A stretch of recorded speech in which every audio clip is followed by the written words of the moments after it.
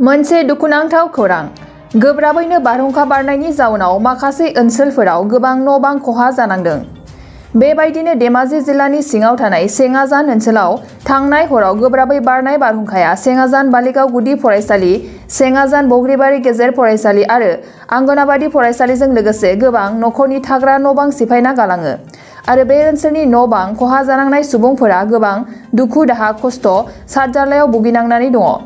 दा सिसि सिला फोथार, जिएनएसएम आरो दुलाराय आसाम बेंगलि युब छात्र फेडारेसनआ अजद होदों दि बारहुंखा बारनाया गोबां घन्टा बारलांब्लाबो दासिमबो सरकारनिफ्राय नायगिदिं फैयाखै। सिसि सिला फोथार, जिएनएसएम आरो दुलाराय आसाम बेंगलि युब छात्र फेडारेसनआ सरकारखौ थाबैनो नायदिंफैनानै अनसुंथाइ होनो खावलायदों। যোৱা নিশা চেঙাজান অঞ্চলত বিধ্বংসী ধুমুহাৰ ফলত শতাধিক পৰিয়ালৰ ঘৰ-দুৱাৰ, ধান ভঁৰাল, গছ-গছনি বিভিন্ন বস্তু ধ্বংস হোৱাৰ উপৰিও প্ৰাথমিক বিদ্যালয়, মধ্য ইংৰাজী বিদ্যালয় ও অংগনবাদী কেন্দ্ৰ বিধ্বস্ত হয়। কিন্তু পৰিতাপৰ বিষয়ে আজিলৈকে ইমান সময় হোৱাৰ পাছতো চৰকাৰী কোনো বিষয়ে পৰিদৰ্শন কৰা নাই। আমি সদৌ বাঙালী যুৱ ছাত্ৰ ফেডাৰেশ্যনে ইয়াক তীব্ৰ ভাষাত ধিক্কাৰ জনাইছোঁ ও চৰকাৰক অতি সোনকালে এককালীন সাহায্য দিয়াৰ উপৰিও পুনৰ সংস্থাপন দিয়াৰ বাবে চৰকাৰক দাবী জনাইছোঁ। যোৱাকালি নিশা ধুমুহাৰ ফলত আমাৰ চেঙাজান অঞ্চলত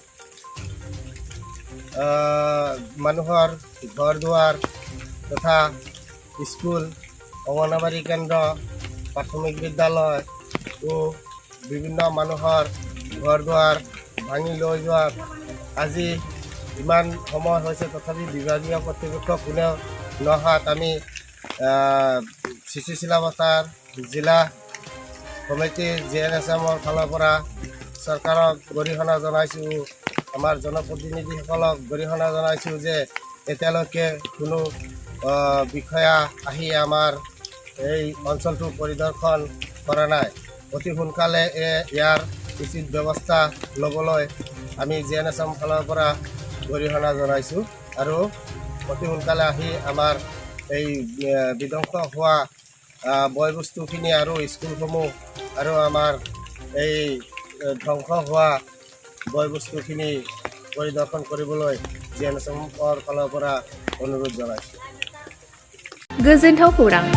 आसामाव थानाय बयनिख्रुइबो साबसिन सोलोंथाइ होग्रा मिरुफोरनि गेजेराव टेक बुस्टाराबो गंसे।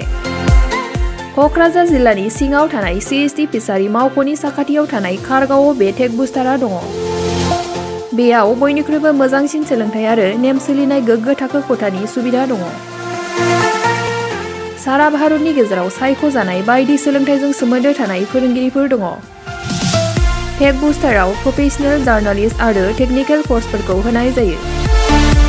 24 घन्टा रैखाथिनि थाखाय मोजां सुबिदा आरो टेक बुस्टारा नोंथांमोनखौ सौहैहोगोन नोंथांनि थांखिसिम। टेक बुस्टारा नोंथांनि सिमांखौ जाफुंसारनांगौनि थाखाय गांल' नङा, साहस आरो गोहोबो होगोन। सोलोंथाइ लाखांनायनि उनाव 100% प्लेसमेन्टनि खाबु दङ।